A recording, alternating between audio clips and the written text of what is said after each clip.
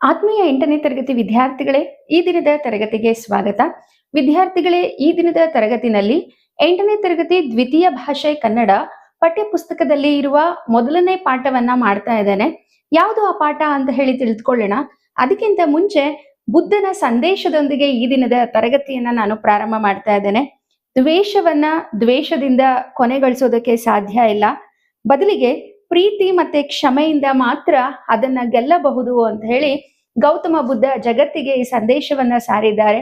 ಏನಕ್ಕೆ ನಾನು ಈ ರೀತಿಯ ಒಂದು ಸಂದೇಶವನ್ನ ಹೇಳಿ ಇವತ್ತು ಪಾಠ ಸ್ಟಾರ್ಟ್ ಮಾಡ್ತಾ ಇದ್ದೇನೆ ಅಂತ ಹೇಳಿದ್ರೆ, ಈ ದಿನದ ನಮ್ಮ ಪಾಠ ಕೂಡ ಬುದ್ಧನಿಗೆ ಸಂಬಂಧಿಸಿದಂತಹ ಪಾಠ ಇದಾಗಿದೆ.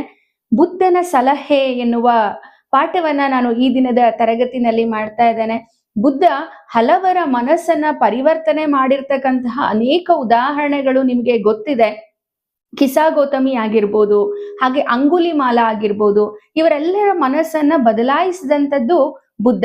ಅದೇ ರೀತಿ ಈ ಬುದ್ಧನ ಸಲಹೆ ಪಾಠದಲ್ಲಿ ಬುದ್ಧ ಇಬ್ಬರು ರಾಜರ ಮನಸ್ಸನ್ನ ಬದಲಾಯಿಸ್ತಾನೆ. ಹಾಗಿದ್ರೆ ಯಾಕೆ ಆ ರಾಜರ ಮನಸ್ಸನ್ನ ಬದಲಾಯಿಸ್ತಾನೆ, ಆ ರಾಜರು ಏನ್ ಮಾಡ್ತಿರ್ತಾರೆ ಅನ್ನೋದನ್ನ ಈ ದಿನದ ತರಗತಿನಲ್ಲಿ ನಾವು ತಿಳಿತಾ ಹೋಗೋಣ. ಗದ್ಯ 1, ಬುದ್ಧನ ಸಲಹೆ.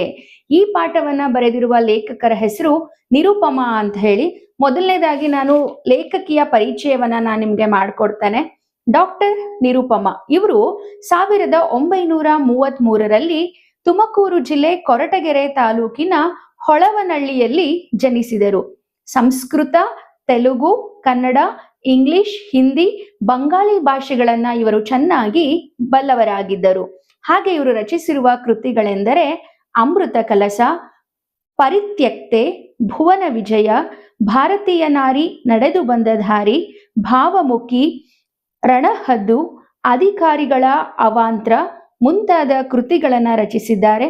ಹಾಗೆ ಇವರ ಸಾಹಿತ್ಯ ಸಾಧನೆಗೆ ಇವರಿಗೆ ಬಂದಿರುವ ಪ್ರಶಸ್ತಿಗಳನ್ನ ನಾವು ನೋಡೋದಾದ್ರೆ ಸದೋದಿತ ಪ್ರಶಸ್ತಿ, ಆರ್ಯಭಟ ಪ್ರಶಸ್ತಿ, ಅನುಪಮಾ ಪ್ರಶಸ್ತಿ, ಸಾಹಿತ್ಯ ಶಿರೋಮಣಿ ಪ್ರಶಸ್ತಿ, ಅತಿವಂಬೆ ಪ್ರಶಸ್ತಿ ಇವರಿಗೆ ಲಭಿಸಿದೆ. ಇನ್ನ ಈ ಬುದ್ಧನ ಸಲಹೆ ಎನ್ನುವ ಕಥೆಯನ್ನ ಶತಮಾನದ ಮಕ್ಕಳ ಸಾಹಿತ್ಯ ಎನ್ನುವ ಕೃತಿಯಿಂದ ಆಯ್ಕೆಯನ್ನ ಮಾಡಿಕೊಳ್ಳಲಾಗಿದೆ. ಮತ್ತೊಮ್ಮೆ ನಾನು ಸಂಕ್ಷಿಪ್ತವಾಗಿ ಲೇಖಕಿಯ ಪರಿಚಯವನ್ನ ಮಾಡಿಕೊಡ್ತಾ ಇದ್ದೇನೆ. ಬುದ್ಧನ ಸಲಹೆ ಪಾಠವನ್ನ ಬರೆದಿರುವ ಲೇಖಕಿಯ ಹೆಸರು ಡಾಕ್ಟರ್ ನಿರುಪಮಾ. ಇವರು ಜನಿಸಿದ್ದು 1932, ತುಮಕೂರು ಜಿಲ್ಲೆ ಕೊರಟಗೆರೆ ತಾಲೂಕಿನ ಹೊಳವನಹಳ್ಳಿ. ಇವರು ರಚಿಸಿರುವ ಕೃತಿಗಳೆಂದರೆ ಅಮೃತ ಕಲಶ, ಪರಿತ್ಯಕ್ತೆ, ಭುವನ ವಿಜಯ, ಭಾರತೀಯ ನಾರಿ, ನಡೆದು ಬಂದ ದಾರಿ, ರಣಹದ್ದು, ಅಧಿಕಾರಿಗಳ ಅವಾಂತ್ರ ಇನ್ನ ಮುಂತಾದವು. ಇವರ ಸಾಹಿತ್ಯ ಸಾಧನೆಗೆ ಇವರಿಗೆ ಸದೋದಿತ ಪ್ರಶಸ್ತಿ, ಆರ್ಯಭಟ ಪ್ರಶಸ್ತಿ, ಅನುಪಮಾ ಪ್ರಶಸ್ತಿ, ಸಾಹಿತ್ಯ ಶಿರೋಮಣಿ ಪ್ರಶಸ್ತಿ, ಅತಿಮಬೆ ಪ್ರಶಸ್ತಿ ಬಂದಿದೆ. ಬುದ್ಧನ ಸಲಹೆ ಪಾಠವನ್ನ ಶತಮಾನದ ಮಕ್ಕಳ ಸಾಹಿತ್ಯ ಎನ್ನುವ ಒಂದು ಪುಸ್ತಕದಿಂದ ಆಯ್ಕೆಯನ್ನ ಮಾಡಿಕೊಳ್ಳಲಾಗಿದೆ. ಬುದ್ಧನ ಸಲಹೆ ಪಾಠದಲ್ಲಿ ಯಾವ ಅಂಶಗಳನ್ನ ತಿಳಿಸಿಕೊಡ್ಲಾಗುತ್ತೆ ಅಂತ ಹೇಳಿ ನೋಡೋದಾದ್ರೆ, ಮಾನವ ಒಂದು ಕಡೆ ಪ್ರಾಕೃತಿಕ ಸಂಪನ್ಮೂಲಗಳನ್ನ ಬಳಸಿಕೊಂಡು ಸುಖ, ಶಾಂತಿ ಹಾಗೂ ಸಮೃದ್ಧಿಯ ಜೀವನ ನಡೆಸಿದರೆ, ಮತ್ತೊಂದೆಡೆ ಅದೇ ಪ್ರಾಕೃತಿಕ ಸಂಪನ್ಮೂಲಗಳನ್ನ ಬಳಸಿಕೊಳ್ಳುವಾಗ ಸ್ವಾರ್ಥ, ದ್ವೇಷ ಹಾಗೂ ದುರಾಸೆಗಳನ್ನ ತುಂಬಿಕೊಂಡು ಬದುಕನ್ನ ಸರ್ವನಾಶ ಮಾಡಿಕೊಳ್ಳುತ್ತಿದ್ದಾನೆ. ಪ್ರಾಕೃತಿಕ ಸಂಪನ್ಮೂಲಗಳು ಅಂತ ಹೇಳಿದ್ರೆ ನದಿ, ಗಾಳಿ, ಇದೆಲ್ಲ ಪ್ರಾಕೃತಿಕ ಸಂಪನ್ಮೂಲ ಆಗುತ್ತೆ. ಮನುಷ್ಯ ತನ್ನ ದಿನನಿತ್ಯದ ಜೀವನವನ್ನ ನಡೆಸೋದಕ್ಕೆ ಬೇಕಾಗಿರೋದೇ ಈ ಪ್ರಾಕೃತಿಕ ಸಂಪನ್ಮೂಲಗಳು. ಆದ್ರೆ ಈ ಪ್ರಾಕೃತಿಕ ಸಂಪನ್ಮೂಲಗಳನ್ನ ಬಳಸಿಕೊಳ್ಳುವಲ್ಲಿಯೂ ಕೂಡ ಮನುಷ್ಯ ಸ್ವಾರ್ಥವನ್ನ, ದ್ವೇಷವನ್ನ, ದುರಾಸೆಯನ್ನ ಹೊಂದಿರ್ತಾನೆ. ತನ್ನ ಸರ್ವನಾಶಕ್ಕೆ ತಾನೇ ಕಾರಣ ಆಗ್ತಾನೆ. ಎಲ್ಲರಿಗೂ ಮೀಸಲಾಗಿರ್ತಕ್ಕಂತಹ ನೆಲ, ಜಲ ಇದನ್ನ ಹಂಚಿಕೊಳ್ತಕ್ಕಂತಹ ಸಂದರ್ಭದಲ್ಲಿ ತನ್ನ ವಿವೇಕವನ್ನ, ಬುದ್ಧಿಯನ್ನ ಕಳೆದುಕೊಂಡು ಯುದ್ಧಕ್ಕೆ ಸಿದ್ಧನಾಗ್ತಾನೆ. ಯುದ್ಧಗಳಿಂದ ಅಪಾರವಾದಂತಹ ಸಾವು, ನೋವು, ನಷ್ಟ ಇದೆಲ್ಲ ಉಂಟಾಗಿ ಬದುಕೇ ನರಕ ಆಗುತ್ತೆ ಅಂತ ಗೊತ್ತಿರುತ್ತೆ. ಆದ್ರೂ ಕೂಡ ಇಲ್ಲಿ ಮನುಷ್ಯ ಏನ್ ಮಾಡ್ತಾನೆ, ಈ ಸತ್ಯವನ್ನ ಮರೆತು ತನಗೆ ಬದುಕೋದಕ್ಕೆ ಗಾಳಿ ಬೇಕು, ನೀರ್ ಬೇಕು, ಆಹಾರ ಬೇಕು ಅಂತ ಹೇಳಿ ಯುದ್ಧಕ್ಕೆ ಇಳಿತಾನೆ. ನೋಡಿ ಮಕ್ಕಳೇ, ಬದುಕೋದಕ್ಕೆ ಗಾಳಿ, ನೀರು, ಆಹಾರ ಎಷ್ಟು ಮುಖ್ಯನೋ ಹಾಗೆ ನಾವು ಬದುಕೋದಕ್ಕೆ ಸುಖ, ನೆಮ್ಮದಿ, ಶಾಂತಿ ಇವು ಕೂಡ ಮುಖ್ಯ ಆಗತ್ತೆ. ಹಾಗಾಗಿ ನಮ್ಮ ಜೀವನದಲ್ಲಿ ಎಂತಹ ಸಮಸ್ಯೆಗಳು ಬಂದರೂ ಕೂಡ ಅವುಗಳನ್ನ ವಿವೇಕದಿಂದ, ಸೌಹಾರ್ದದಿಂದ ನಾವು ಬಗೆಹರಿಸೋದಕ್ಕೆ ಸಾಧ್ಯ ಇದೆ. ಅದನ್ನ ಬಿಟ್ಟು ಯುದ್ಧ ಒಂದೇ ಪರಿಹಾರ ಅಲ್ಲ ಅಂತ ಹೇಳಿ ಇಲ್ಲಿ ಬುದ್ಧ ತಮ್ಮ ಸಲಹೆಯನ್ನ ಕೊಡ್ತಾ ಇದ್ದಾರೆ. ಇದೊಂದು ಸುಂದರವಾದಂತಹ ಕತೆ. ಎರಡು ದೇಶದ ರಾಜರ ಕತೆ. ಮತ್ಸ್ಯ ರಾಜ್ಯದ ರಾಜ ಹಾಗೆ ಮಗಧ ರಾಜ್ಯದ ರಾಜನ ಕತೆ ಇದಾಗಿದೆ. ಬನ್ನಿ ಪಾಠವನ್ನ ಪ್ರಾರಂಭ ಮಾಡ್ತೇನೆ. ಗದ್ಯ 1. ಬುದ್ಧನ ಸಲಹೆ. ಬಹಳ ವರ್ಷಗಳ ಹಿಂದಿನ ಮಾತು. ಭಾರತದ ಉತ್ತರ ಭಾಗದಲ್ಲಿ ಕಪಿಲವಸ್ತು ಎನ್ನುವ ಒಂದು ನಗರವಿತ್ತು. ಅದನ್ನು ಶಾಕ್ಯರೆಂಬ ಅರಸು ಮನೆತನದವರು ಆಳುತ್ತಿದ್ದರು. ಶಾಕ್ಯರ ಅರಸ ಶುದ್ಧೋಧನನಿಗೆ ಸಿದ್ಧಾರ್ಥನೆಂಬ ಮಗ ಹುಟ್ಟಿದನು. ಆತ ಬೆಳೆದ ಮೇಲೆ ಸನ್ಯಾಸ ಸ್ವೀಕರಿಸಿ ಭಗವಾನ್ ಬುದ್ಧನಾದನು. ನೋಡಿ, ತುಂಬಾ ವರ್ಷದ ಹಿಂದಿನ ಮಾತು. ತುಂಬಾ ವರ್ಷದ ಹಿಂದೆ ಭಾರತ ದೇಶದ ಉತ್ತರದ ಭಾಗದಲ್ಲಿ ಕಪಿಲವಸ್ತು ಎನ್ನುವ ಒಂದು ನಗರ ಇತ್ತು. ಆ ನಗರವನ್ನ ಶಾಕ್ಯರು ಎನ್ನುವ ಅರಸು ಮನೆತನದವರು ಆಳ್ತಾ ಇದ್ರು. ಆ ಶಾಕ್ಯರ ಪ್ರಮುಖ ದೊರೆ ಅಂತ ಹೇಳಿದ್ರೆ ಶುದ್ಧೋಧನ. ಆ ಶುದ್ಧೋಧನಿಗೆ ಒಬ್ಬ ಮಗ ಇರ್ತಾನೆ. ಆತನ ಹೆಸರೇ ಸಿದ್ಧಾರ್ಥ. ಈ ಸಿದ್ಧಾರ್ಥ ಸ್ವಲ್ಪ ಬೆಳೆದ ಮೇಲೆ ಸನ್ಯಾಸವನ್ನ ಸ್ವೀಕರಿಸಿ ಆತನೇ ಭಗವಾನ್ ಬುದ್ಧನ ಆಗ್ತಾನೆ. ಈಗ ನೇಪಾಳ ದೇಶದಲ್ಲಿ ಸರಿ ಹೋಗಿರುವ ಕಪಿಲವಸ್ತು ನಗರದ ಸಮೀಪದಲ್ಲಿ ಹೇಮಕೂಟ ಪರ್ವತವಿದೆ. ಆ ಪರ್ವತದಲ್ಲಿ ಹುಟ್ಟಿದ ಗಂಗಾ ನದಿ ದಕ್ಷಿಣಕ್ಕೆ ಕಾಶಿ ನಗರದವರೆಗೆ ಹರಿದು ಅನಂತರ ಕವಲಾಗಿ ಬಂಗಾಳ ಸಮುದ್ರಕ್ಕೆ ಸೇರುತ್ತದೆ. ಆ ಕಾಲದಲ್ಲಿ ಗಂಗಾ ನದಿಯ ಎರಡೂ ಬದಿಗಳಲ್ಲಿ 2 ರಾಜ್ಯಗಳಿದ್ದವು. ಒಂದು ವತ್ಸ ರಾಜ್ಯ, ಇನ್ನೊಂದು ಮಗಧ ರಾಜ್ಯ. ಈ ನದಿಯಿಂದ 2 ರಾಜ್ಯಗಳು ಉಪಯೋಗ ಪಡೆದು ಸುಭಿಕ್ಷವಾಗಿದ್ದವು. ನೋಡಿ, ಈಗ ಏನು ನೇಪಾಳ ಇದೆಯಲ್ವಾ, ಆ ನೇಪಾಳದ ಹತ್ರ ಕಪಿಲವಸ್ತು ಅಂತ ಹೇಳಿ ನಗರ ಇದೆ. ಅದರ ಹತ್ರ ಹೇಮಕೂಟ ಅಂತ ಹೇಳಿ ಒಂದು ಪರ್ವತ ಇತ್ತಂತೆ. ಆ ಪರ್ವತದಲ್ಲಿ ಹುಟ್ಟಿದಂತಹ ಆ ಗಂಗಾ ನದಿ ಏನಿದೆಯಲ್ವಾ, ಅದು ದಕ್ಷಿಣಕ್ಕೆ ಕಾಶಿಯವರೆಗೆ ಹರಿದು ನಂತರ 2 ಭಾಗವಾಗಿ ಕವಲಾಗಿ ಬಂಗಾಳ ಸಮುದ್ರವನ್ನ ಸೇರ್ತಾ ಇತ್ತಂತೆ. ಆಗಿನ ಕಾಲದಲ್ಲಿ ಈ ಗಂಗಾ ನದಿ 2 ಬದಿಗಳಲ್ಲಿ ಹರಿತಾ ಇತ್ತಲ್ವಾ, ಅಲ್ಲಿ 2 ರಾಜ್ಯಗಳಿತ್ತಂತೆ. ಒಂದು ಮತ್ಸ್ಯ ರಾಜ್ಯ, ಇನ್ನೊಂದು ಮಗಧ ರಾಜ್ಯ ಅಂತ ಹೇಳಿ. ಈ 2 ರಾಜ್ಯಗಳೇನಿದಾವಲ್ಲ, ಈ ಗಂಗಾ ನದಿಯ ನೀರನ್ನ ಉಪಯೋಗಿಸ್ಕೊಂಡು ತಮ್ಮ ರಾಜ್ಯವನ್ನ, ತಮ್ಮ ಜೀವನವನ್ನ ಸುಭಿಕ್ಷವಾಗಿ ನಡೆಸ್ತಿರ್ತಾರೆ. ಹೀಗಿರುವಾಗ ಏನಾಗುತ್ತೆ, ಈ 2 ರಾಜ್ಯಗಳು ಆ ನದಿಯನ್ನ ತಾಯಿಯಂತೆ ಪೂಜಿಸುತ್ತಿದ್ದರು. ಆ ನದಿಯ ನೀರಿನಿಂದ 2 ರಾಜ್ಯಗಳನ್ನೆಲ್ಲ ಸಸ್ಯ ಶ್ಯಾಮಲವಾಗಿತ್ತು. 2 ರಾಜ್ಯದ ಜನರು ಗಂಗಾ ನದಿಯನ್ನ ತಮ್ಮ ಜೀವ ನದಿ ಅನ್ಕೊಂಡು ಪೂಜೆ ಮಾಡ್ತಾ ಇದ್ರು. 2 ನದಿಗಳು ಅಲ್ಲಿ ಹರಿತಾ ಇದ್ದಿದ್ರಿಂದ ಆ ಒಂದು ಪ್ರದೇಶ ಏನಿತ್ತಲ್ವಾ, ಸಸ್ಯ ಶ್ಯಾಮಲದಿಂದ ಕೂಡಿತ್ತು, ಹಸಿರಾಗಿ ಕೂಡಿತ್ತು. ಅಲ್ಲಿ ಬೆಳೆಗೆ ಯಾವುದೇ ರೀತಿಯಾದಂತಹ ಕೊರತೆ ಇರಲಿಲ್ಲ. ಎತ್ತ ನೋಡಿದರೂ ಹಸಿರು ತುಂಬಿ ಬೆಳೆ ಬೆಳೆದು ಸುಭಿಕ್ಷದಿಂದ ಜನರು ಸುಖವಾಗಿದ್ದರು. ಎಲ್ಲಿ ನೋಡಿದ್ರು ಹಸಿರು ಚಿಗುರು ಬೆಳೆಗಳನ್ನ ಬೆಳೀತಾ ಇದ್ರು. ಜನರೆಲ್ಲ ಸಂತೋಷವಾಗಿ ಸುಭಿಕ್ಷವಾಗಿ ವಾಸ ಮಾಡ್ತಾ ಇದ್ರು. ಇವರೆಲ್ಲರೂ ಗಂಗಾ ನದಿಯನ್ನ ತಮಗೆ ಅನ್ನ ನೀಡುವ ತಾಯಿ ಅಂತ ಹೇಳಿ ಕರೀತಾ ಇದ್ರು. ಆದರೆ ಆ ರಾಜರು ಇಬ್ರು ಏನಿದಾರಲ್ಲ, ಆ ಇಬ್ಬರು ರಾಜರಲ್ಲಿ ಕ್ರಮೇಣ ಸ್ವಾರ್ಥ ಆವರಿಸಿತು. ನೋಡಿ, ಇಷ್ಟು ದಿನ ಯಾವುದೇ ಸಮಸ್ಯೆ ಇರಲಿಲ್ಲ. ಆದ್ರೆ ಈ ಗಂಗಾ ನದಿಯನ್ನ ಉಪಯೋಗಿಸ್ತಾ ಅವರಲ್ಲೇ ಸ್ವಾರ್ಥ ಅನ್ನೋದು ಹುಟ್ಟುಕೊಳ್ತು. ಈ ನದಿಯ ಮೇಲೆ ತಾನು ಸಂಪೂರ್ಣ ಅಧಿಕಾರ ಸ್ಥಾಪಿಸಬೇಕೆಂಬ ದುರಾಸೆ 2 ರಾಜ್ಯಗಳ ರಾಜರಿಗೆ ಉಂಟಾಯಿತು. ಆ ಗಂಗಾ ನದಿ ಏನಕ್ಕೆ ಇಬ್ರು ಅದನ್ನ ಹಂಚ್ಕೋಬೇಕು, ಅದ್ರ ಬದಲು ಅದು ನನ್ನೊಬ್ಬನಿಗೆ ಸೇರ್ಲಿ ಅನ್ನೋ ಒಂದು ದುರಾಸೆ, ಒಂದು ಸ್ವಾರ್ಥ ಏನಿದೆಯಲ್ಲ, ಇಬ್ಬರು ರಾಜರ ಮನಸ್ಸಿನಲ್ಲಿ ಹುಟ್ಕೊಳ್ತು. ದಿನ ಕಳೆದಂತೆ ಈ ಸ್ವಾರ್ಥ ಅನ್ನೋದೇನಿದೆ ಅಲ್ವಾ, ಹೆಮ್ಮರವಾಗಿ ಬೆಳೀತು. ಮೊದಲು ಇಷ್ಟು ಚಿಗುರೊಡೆದಿತ್ತು, ಈಗ ಅದು ದೊಡ್ಡದಾಗಿ ಬೆಳೆದಿದೆ. ಎಷ್ಟರ ಮಟ್ಟಿಗೆ ಅಂತ ಹೇಳಿದ್ರೆ, ಇಬ್ಬರು ರಾಜರ ನಡುವೆ ದ್ವೇಷವನ್ನ ಹುಟ್ಟು ಹಾಕಿ ಯುದ್ಧ ಮಾಡೋ ಲೆವೆಲ್ಗೆ ಇವರಿಬ್ಬರ ನಡುವಿನ ದ್ವೇಷ, ಸ್ವಾರ್ಥ ಬೆಳೆಯುತ್ತೆ. 2 ರಾಜ್ಯದವರು ಯುದ್ಧಕ್ಕೆ ಸಿದ್ಧವಾಗುವ ಉತ್ಕಟ ಪರಿಸ್ಥಿತಿ ಉಂಟಾಯಿತು. ಗಂಗಾ ನದಿಗೋಸ್ಕರ ಮತ್ಸ್ಯ ರಾಜ್ಯ ಹಾಗೆ ಮಗಧ ರಾಜ್ಯ ಇಬ್ಬರು ಕೂಡ ಯುದ್ಧವನ್ನೇ ಮಾಡೋದಕ್ಕೆ ನಿರ್ಧಾರವನ್ನ ಮಾಡಿದ್ರು. ಅವರು ಯುದ್ಧಕ್ಕೆ ನಿಂತಾಗ ಭಗವಾನ್ ಬುದ್ಧ ಅಲ್ಲಿಗೆ ಬಂದ.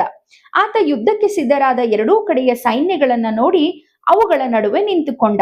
ಬುದ್ಧ ದೇವನನ್ನ ನೋಡಿ 2 ಕಡೆಯವರು ಸ್ವಲ್ಪ ಹಿಂದಕ್ಕೆ ಸರಿದರು. ಇಬ್ಬರು ಯುದ್ಧ ಮಾಡ್ತಾ ಇದ್ದಾರೆ ಅನ್ನೋ ವಿಷಯ ಬುದ್ಧನಿಗೆ ಗೊತ್ತಾಯ್ತು. ಬುದ್ಧ ಮೊದಲೇ ಶಾಂತಿ ಪ್ರಿಯ. ಯುದ್ಧ ನಡೆಯೋ ಸ್ಥಳಕ್ಕೆ ಬಂದು ಇಬ್ಬರ ನಡುವೆ ನಿಂತ್ಕೊಳ್ತಾನೆ. ಅಲ್ಲಿ ಬುದ್ಧ ಬಂದು ನಿಂತಿದ್ದನ್ನ ನೋಡಿದ ತಕ್ಷಣ 2 ರಾಜ್ಯದವರು ಯುದ್ಧದಿಂದ ಸ್ವಲ್ಪ ಹಿಂದೆ ಸರಿತಾರೆ. ಯುದ್ಧದಿಂದ ಹಿಂದೆ ಸರಿಯೋದು ಅಂದ್ರೆ ಯುದ್ಧ ಮಾಡೋ ಸ್ಥಳದಿಂದ ಸ್ವಲ್ಪ ಹಿಂದೆ ಹೋಗ್ತಾರೆ. ಬುದ್ಧ ದೇವನು ಎರಡೂ ರಾಜ್ಯಗಳ ರಾಜರನ್ನ, ಮಂತ್ರಿಗಳನ್ನು ಹಾಗೂ ಇತರ ಅಧಿಕಾರಿಗಳನ್ನ ತನ್ನ ಬಳಿಗೆ ಕರೆದು ಎಲ್ಲರಿಗೂ ಕೇಳಿಸುವಂತೆ ಗಟ್ಟಿಯಾಗಿ ಹೇಳಿದ. ಬುದ್ಧನ ಉದ್ದೇಶ ಯುದ್ಧವನ್ನ ಮಾಡಬಾರ್ದು, ಶಾಂತಿಯಿಂದ ಇರಬೇಕು ಅನ್ನೋದಾಗಿರುತ್ತೆ.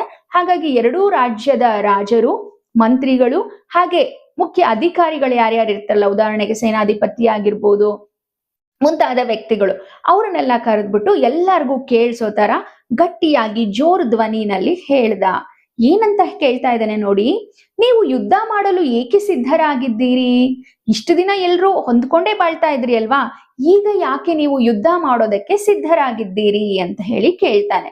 ಆಗ ಅವ್ರು ಹೇಳ್ತಾರೆ, ಒಂದೇ ಧ್ವನಿನಲ್ಲಿ ಒಕ್ಕರಲಿನಿಂದ ಹೇಳ್ತಾರೆ, ನಮ್ಮ ಜೀವನಾಧಾರವಾದ ಗಂಗಾ ನದಿಯ ನೀರಿಗಾಗಿ ನಾವೆಲ್ಲರೂ ಹೋರಾಟ ಮಾಡ್ತಿರೋದು. ನಮ್ಮ ಜೀವನದಿ ಅಂತ ಹೇಳಿ ಕರೆಸ್ಕೊಂಡಿರ್ತಕ್ಕಂತಹ ಆ ಗಂಗಾ ನದಿಯ ನೀರಿಗಾಗಿ ನಾವು ಹೋರಾಟ ಮಾಡ್ತಿದೀವಿ ಅಂತ ಬುದ್ಧನಿಗೆ ಹೇಳ್ತಾರೆ. ಆಗ ನೋಡಿ, ನದಿಯ ನೀರು, ಮಾನವ ರಕ್ತ, ಇವೆರಡರಲ್ಲಿ ಯಾವುದು ಹೆಚ್ಚು ಬೆಲೆಯುಳ್ಳದ್ದು? ನೋಡಿ ಬುದ್ಧ ಏನಂತ ಕೇಳ್ತಾರೆ, ಸರಿ ಆಯ್ತು, ಒಂದು ನದಿ ನೀರು, ಇನ್ನೊಂದು ಮಾನವನ ರಕ್ತ, ಇದೆರಡರಲ್ಲಿ ಯಾವುದಕ್ಕೆ ಬೆಲೆ ಜಾಸ್ತಿ ಇದೆ ಅಂತ ಹೇಳಿ ಅವ್ರುಗಳಿಗೆ ಕೇಳ್ತಾರೆ. ಆಗ ಅವ್ರು ಏನ್ ಹೇಳ್ತಾರೆ ನೋಡಿ, ಮನುಷ್ಯನ ರಕ್ತ ನದಿ ನೀರಿಗಿಂತ ಬೆಲೆಯುಳ್ಳದ್ದು ಎನ್ನುವ ಉತ್ತರ ಎರಡೂ ಕಡೆಯಿಂದಾನು ಬರುತ್ತೆ. ನದಿ ನೀರಿಗಿಂತ ಮನುಷ್ಯನ ರಕ್ತಕ್ಕೇನೆ ತುಂಬಾನ ಬೆಲೆ ಅಂತ ಹೇಳಿ ಎರಡು ರಾಜ್ಯದವರು ಉತ್ತರವನ್ನ ಕೊಡ್ತಾರೆ. ಹಾಗಾದರೆ ನೀವು ಕಡಿಮೆ ಬೆಲೆ ಇರುವ ನೀರಿಗಾಗಿ ಅದಕ್ಕಿಂತಲೂ ಅಮೂಲ್ಯವಾದ ರಕ್ತವನ್ನ ಹರಿಸಲು ಏಕೆ ಸಿದ್ಧರಾಗಿದ್ದೀರಿ ಎಂದು ಬುದ್ಧ ಪುನಃ ಪ್ರಶ್ನಿಸಿದ. ಇವಾಗ ನೀವೇ ಹೇಳಿದ್ರಿ ಅಲ್ವಾ, ನೀರಿಗಿಂತ ಮನುಷ್ಯನ ರಕ್ತಕ್ಕೆ ಬೆಲೆ ಜಾಸ್ತಿ ಅಂತ ಹೇಳಿ, ಹಾಗಿದ್ರೆ ಮೌಲ್ಯ ಕಡಿಮೆ ಇರತಕ್ಕಂತಹ ನೀರಿಗೋಸ್ಕರ ನೀವೇನಕ್ಕೆ ರಕ್ತ ಹರಿಸೋದಕ್ಕೆ ಸಿದ್ಧರಾಗಿದ್ದೀರಾ ಅಂತ ಹೇಳಿ ಅವರಿಗೆ ಪ್ರಶ್ನೆಯನ್ನ ಮಾಡ್ತಾನೆ. ನಮ್ಮ ಜೀವಗಳಿಗೆ ಈ ಗಂಗಾ ನದಿಯ ನೀರು ತುಂಬಾ ಅವಶ್ಯಕವಲ್ಲವೇ ಎಂದು ಎರಡೂ ಕಡೆಯವರು ಹೇಳಿದರು. ಆಗ ಬುದ್ಧ ಹೇಳಿದ್ಕೆ ಏನಂದ್ರು, ನಾವು ಬದುಕ್ಬೇಕು ಅಂತಂದ್ರೆ ನಮ್ಗೆ ಗಂಗಾ ನದಿಯ ನೀರು ಅವಶ್ಯಕ ತಾನೆ ಅಂತ ಹೇಳಿ ಕೇಳಿದ್ರು. ನೀವು ಜೀವಿಸಬೇಕೆಂದಿದ್ದೀರಲ್ಲವೇ, ನೀವು ಬದುಕ್ಬೇಕು ಅಂತ ಇಷ್ಟಪಡ್ತಿದ್ದೀರಾ ಅಲ್ವಾ, ಮತ್ತೆ ಸಾಯೋದಕ್ಕೆ ಏನಕ್ಕೆ ಸಿದ್ಧರಾಗಿದ್ದೀರಿ? ಯುದ್ಧ ಅಂದ್ರೆ ಸಾವು ನೋವುಗಳಾಗೆ ಆಗತ್ತೆ. ನೀವು ಬದುಕ್ಬೇಕು ಅಂತ ಆಸೆ ಇರೋರು ಯುದ್ಧ ಮಾಡಕ್ ಬಂದಿದ್ದೀರಲ್ಲಪ್ಪ ಎಂದು ಬುದ್ಧ ಕೇಳ್ತಾನೆ. ಆಗ ಎರಡೂ ರಾಜ್ಯದ ಮಂತ್ರಿಗಳು ಈ ರೀತಿ ಹೇಳ್ತಾರೆ, ಸ್ವಾಮಿ, ಎರಡು ರಾಜ್ಯಗಳ ನಡುವೆ ದ್ವೇಷ, ಅಸೂಯೆಗಳಿಂದ ಪರಿಸ್ಥಿತಿ ವಿಷಮಿಸಿದೆ. ಇದಕ್ಕೆ ಪರಿಹಾರವೇ ಇಲ್ಲ.